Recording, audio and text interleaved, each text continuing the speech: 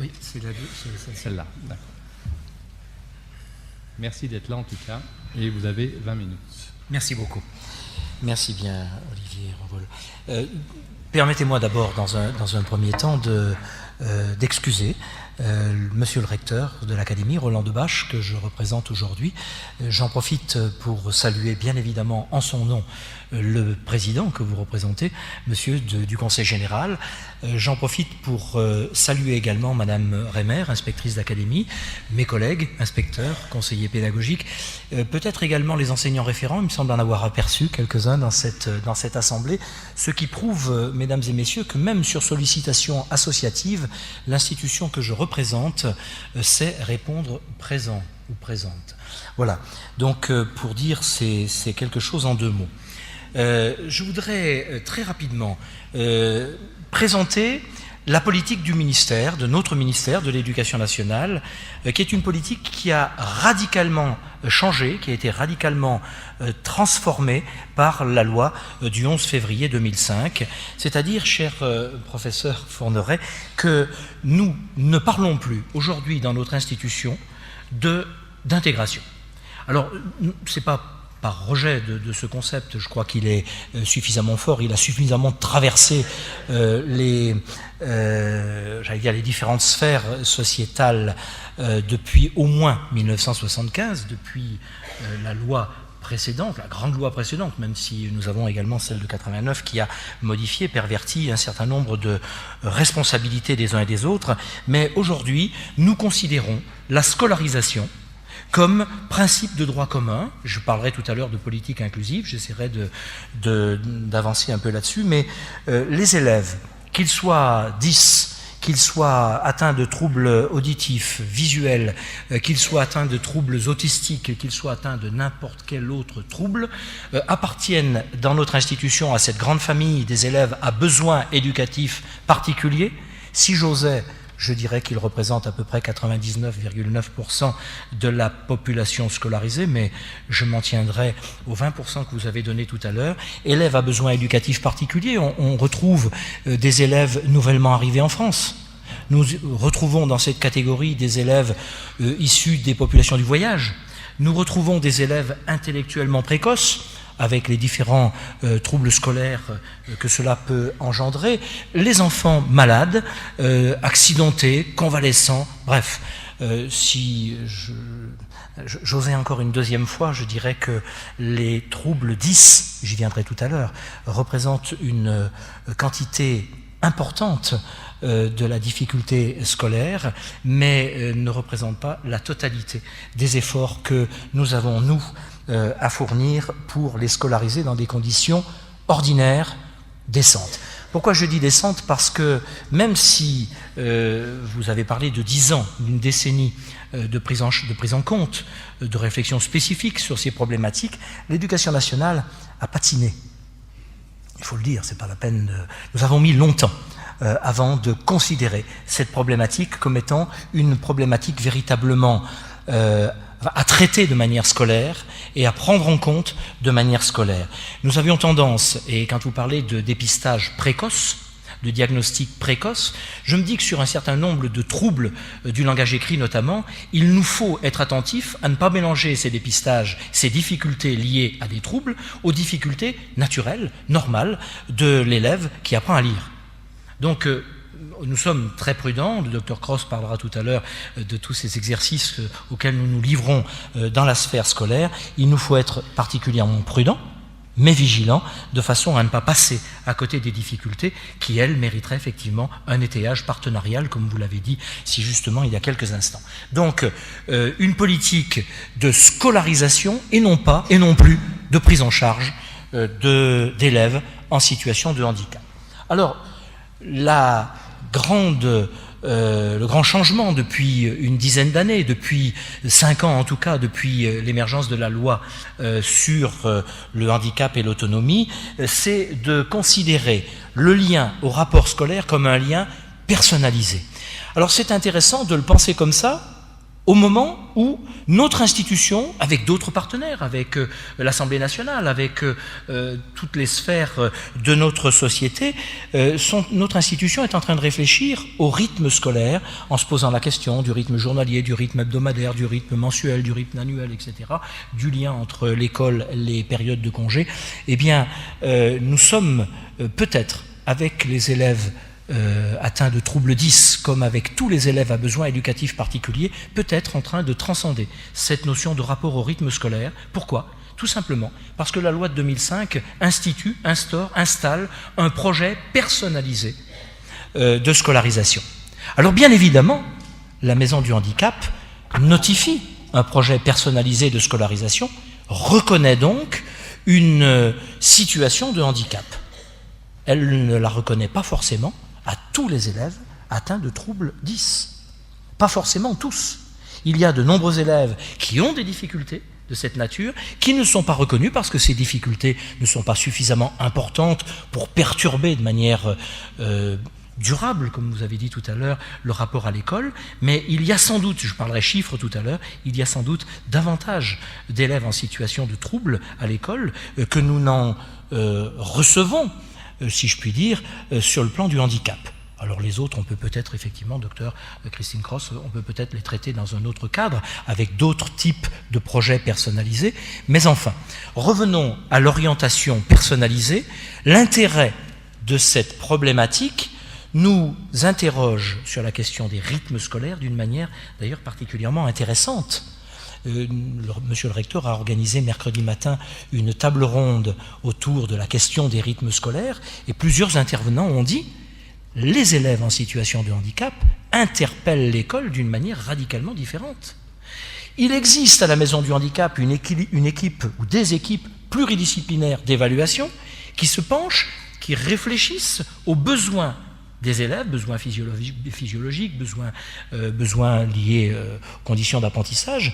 Et pour le coup, notre école, depuis 2005, mais depuis beaucoup plus longtemps que cela, notre école répond de manière personnalisée, est censée répondre de manière personnalisée à ces notifications édictées par la Maison du Handicap. Donc, une manière personnalisée de rendre compte du rapport scolaire, une manière personnalisée qui nous permet d'affirmer aujourd'hui que la population de ces jeunes, de ces élèves 10 n'est pas considérée par notre institution comme une population uniforme.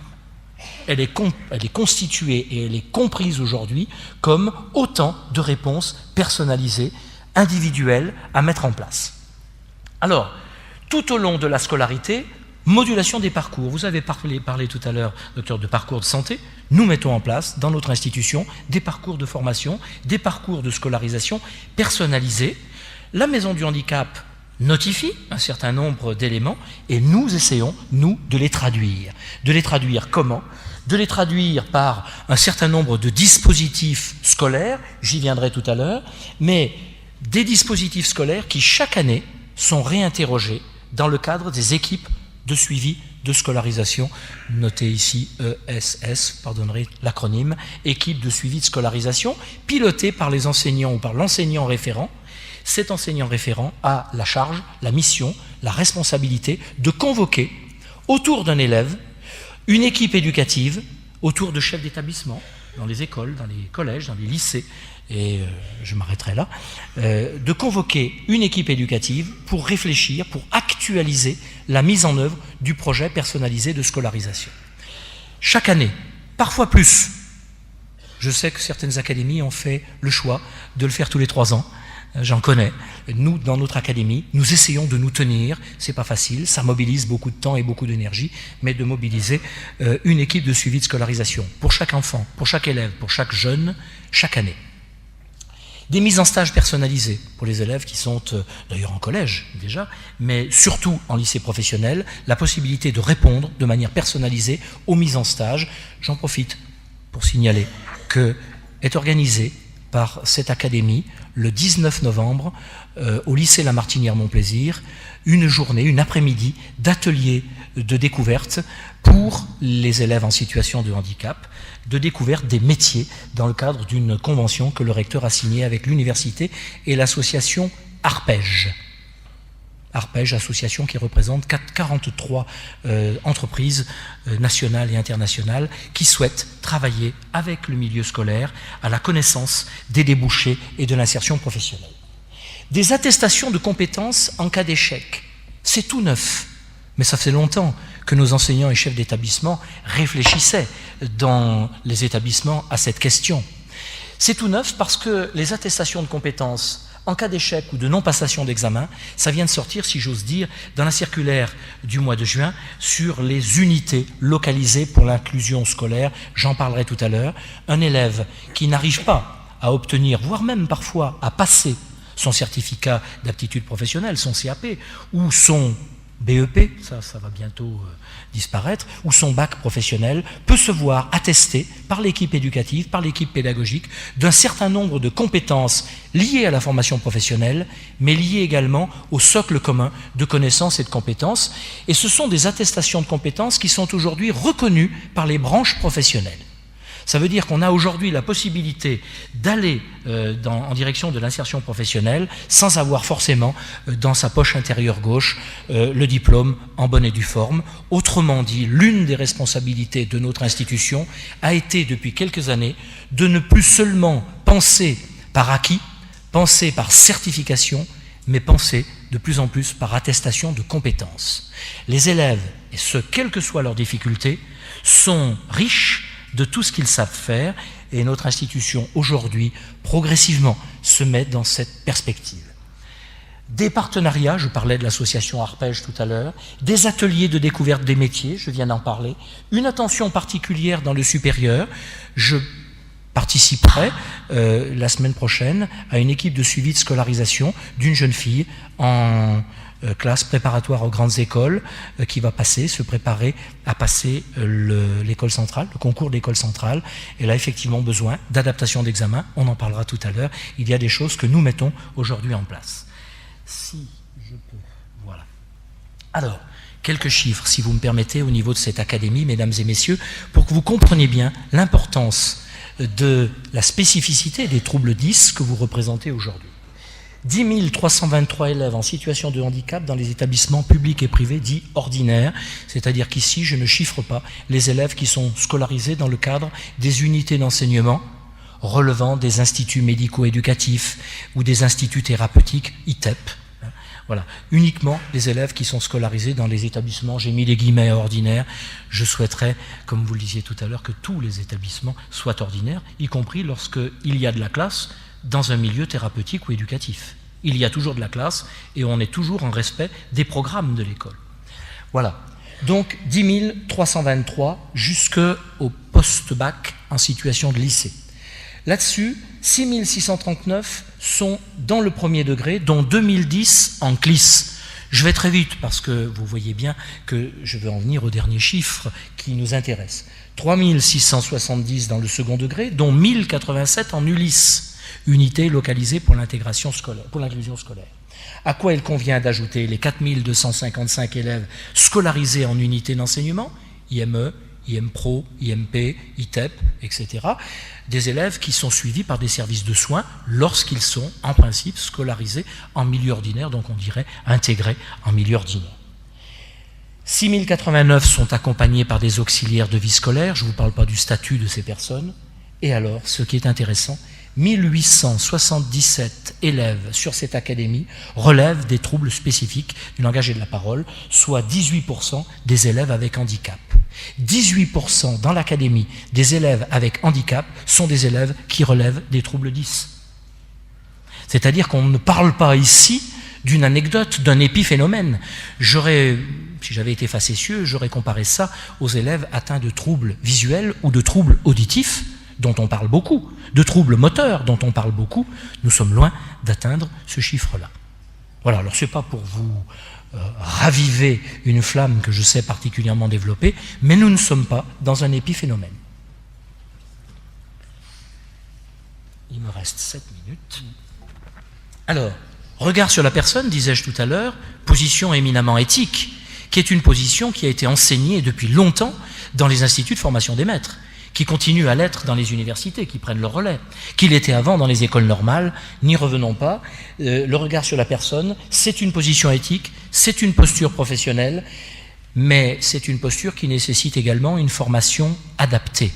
L'école, depuis la fin du XIXe siècle jusqu'à nos jours, s'est toujours pensée de façon républicaine, avec parfois quelques dérives un peu monolithiques, en disant que finalement l'école était une, qu'il y avait des programmes qui étaient faits pour tout le monde et qu'il fallait bien que tout le monde s'y adapte.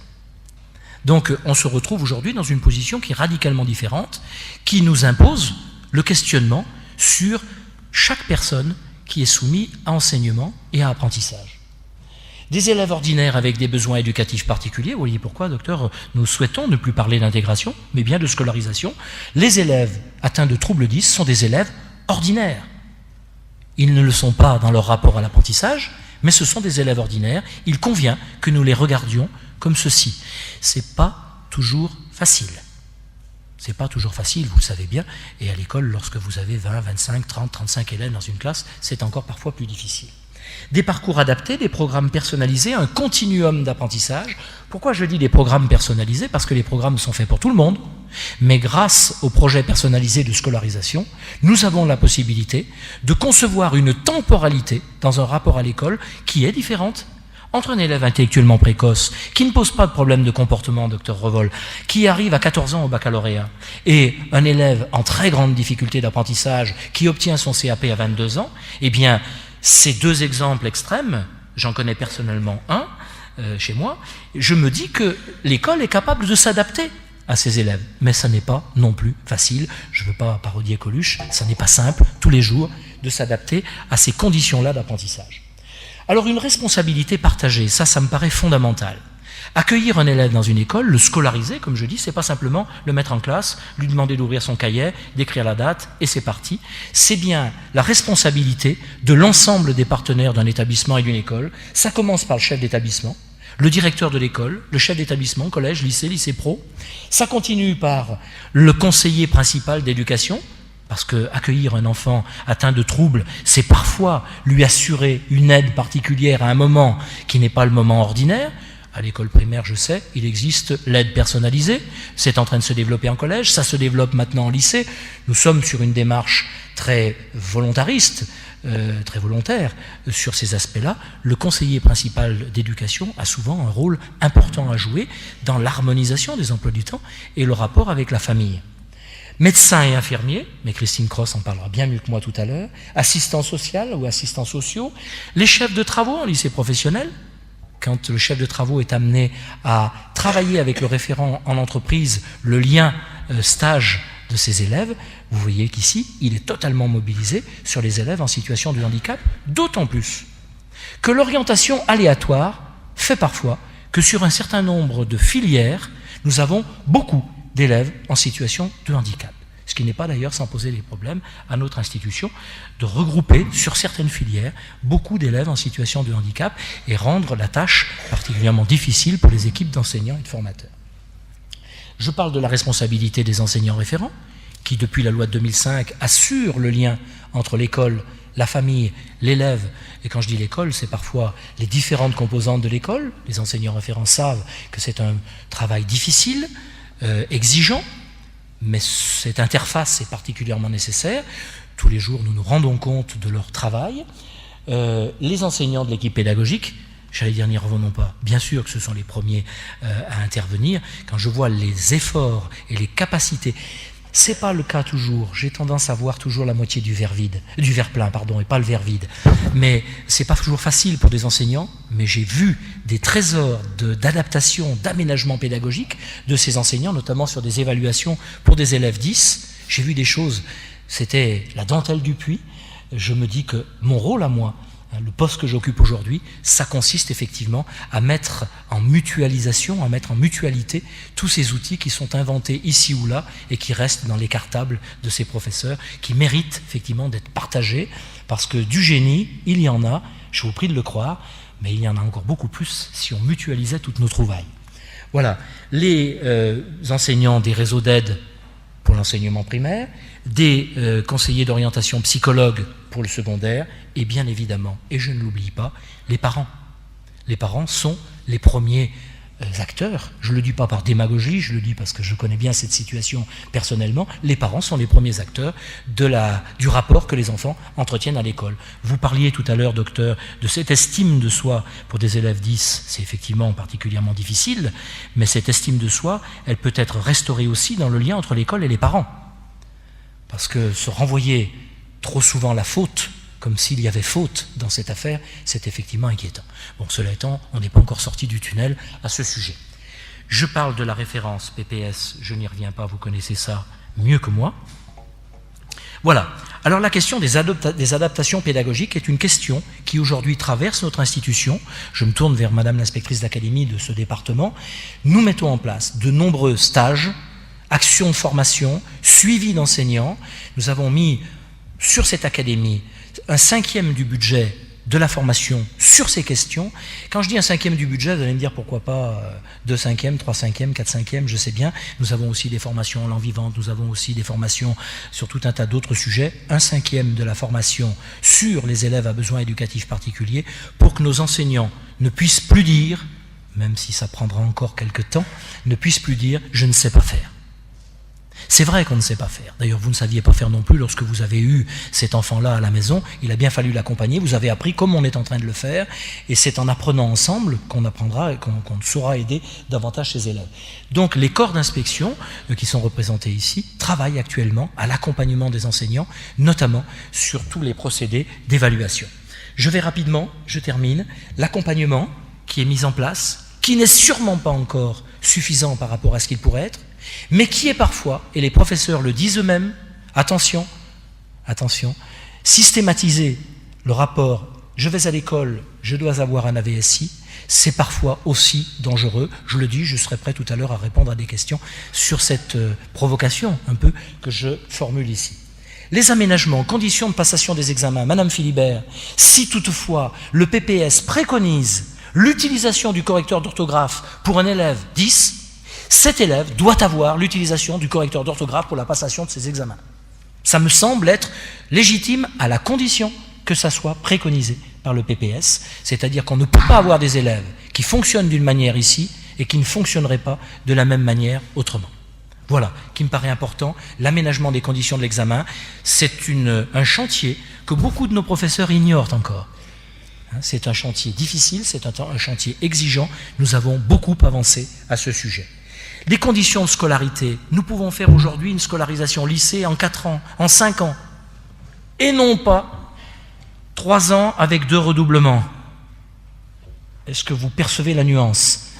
Non, nous pouvons faire aujourd'hui notre scolarisation en 4 ans, en 5 ans, au lycée par exemple. Et les élèves prennent plus de temps, mais arrivent au même résultat, réussissent de la même manière des choses pour lesquelles il aura fallu, comme vous le disiez tout à l'heure, un effort supplémentaire. Voilà, du matériel adapté, nous savons le budget que l'éducation nationale dépense chaque année, mais légitimement, il ne s'agit pas de s'en vanter, il s'agit simplement de le reconnaître, pour l'achat de matériel adapté, ordinateur portable, chaises particulières, logiciels, etc., etc. Et enfin, le suivi personnalisé de ces élèves, j'ai suffisamment dit de choses là-dessus. On passe, ça ne me paraît pas important. Voilà, les Ulysse, 2 mots. Concept d'intégration disparaît, concept d'intégration qui était lié à l'inadaptation des élèves. C'était un mouvement du jeune vers le monde scolaire, on était à l'extérieur, on essayait de rentrer à l'intérieur, à celui d'inclusion, situation de handicap comme conséquence. Mesdames et messieurs, je terminerai mon propos en disant ceci, vous ne m'entendrez plus parler de handicap, docteur, mais de situation de handicap, parce que c'est bien une question de rapport à l'environnement, et c'est bien la responsabilité de tous les acteurs scolaires que d'adapter et de rendre accessible l'environnement. Voilà, nous n'avons pas encore gagné notre pari, mais nous cheminons tous les jours avec pugnacité. Merci.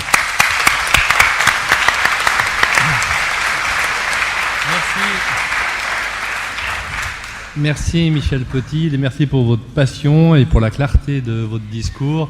Bien sûr qu'on partage tout ce que vous avez pu évoquer. C'est vrai qu'on a tous les outils. On a tous les outils pour que les enfants réussissent leur scolarité, leur scolarisation. Juste une anecdote, effectivement, depuis 2005, il y a les équipes de suivi de scolarité. On a toujours fait, depuis 20 ans, on allait dans les classes pour les petits dysphasiques en maternelle, pour les petits dyslexiques en primaire, au collège, au lycée, vous savez, assis sur les petites tables et les petites chaises. C'est vrai que depuis 2005, on a vu se formaliser les ESS, c'est des équipes de suivi, avec l'apparition des enseignants référents, et je voudrais leur rendre hommage depuis qu'ils sont là.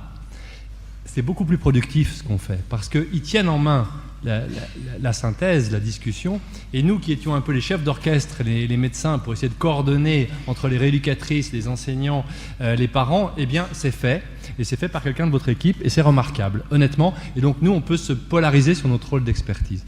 Donc vraiment, merci pour votre intervention et pour nous donner le sentiment qu'il y a des choses qui évoluent. J'ai juste un bémol quand même, sortons quand même les enfants 10 de l'ensemble des enfants à besoins spécifiques. On s'est battu depuis 20 ans pour ça. Ce sont des enfants, comme le disait Pierre Fourneret, aussi intelligents, voire plus que les autres, qui ont la même motivation pour réussir, mais qui n'ont pas la même possibilité. Et tous, qui soient dyspraxiques, dyslexiques, dysphasiques, dyscalculiques, à un moment donné, ils savent qu'il y a quelque chose qui est inadéquat entre l'école, entre ce qu'on leur demande et leurs possibilités. Cette inadéquation, elle n'est pas liée à un manque d'intelligence, elle n'est pas liée à un manque de motivation. Ils ont un sentiment d'injustice qui est incroyable. Et ne pas le reconnaître, c'est une double peine.